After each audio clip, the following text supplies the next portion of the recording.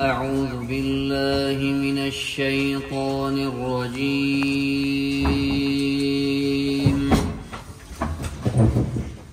بسم الله الرحمن الرحيم.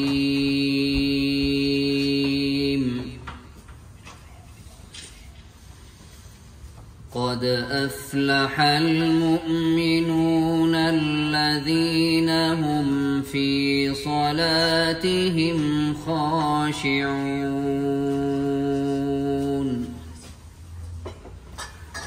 والذين هم عن اللغو معرضون والذين هم للزكاة فاعلون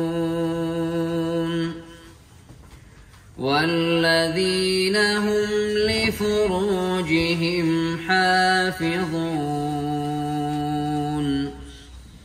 إلا على أزواجهم أو ما ملكت أيمانهم فإنهم غير ملومين. فمن ابتغى وراء ذلك فأولئك هم العادون والذين هم لأماناتهم وعهدهم راعون والذين هم على صلواتهم يحافظون. أولئك هم الوارثون الذين يرثون الفردوس هم فيها خالدون. ولقد خلقنا الإنسان من سلالة من طين ثم جعلناه نطفة في قرار مكين ثم خلقنا النطفة علقة فخلقنا العلقة مضغة فخلقنا المضغة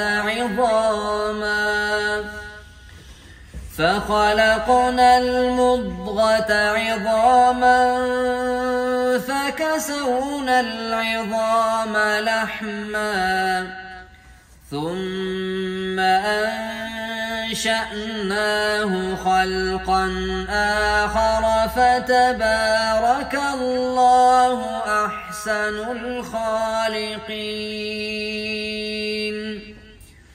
ثم إنكم بعد ذلك لميتون ثم إنكم يوم القيامة تبعثون. ولقد خلقنا فوقكم 7 طرائق وما كنا عن الخلق غافلين. وأنزلنا من السماء ماء بقدر فأسكناه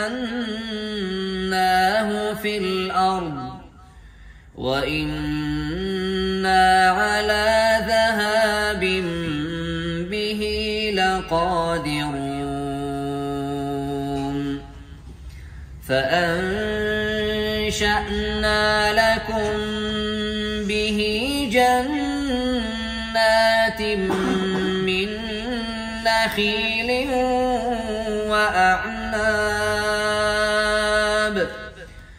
لكم فيها فواكه كثيرة ومنها تأكلون وشجرة تخرج من طور سيناء تنبت بالدهن وصبغ للآكلين وإن لكم في الأنعام لعبرة نسقيكم مما في بطونها ولكم فيها منافع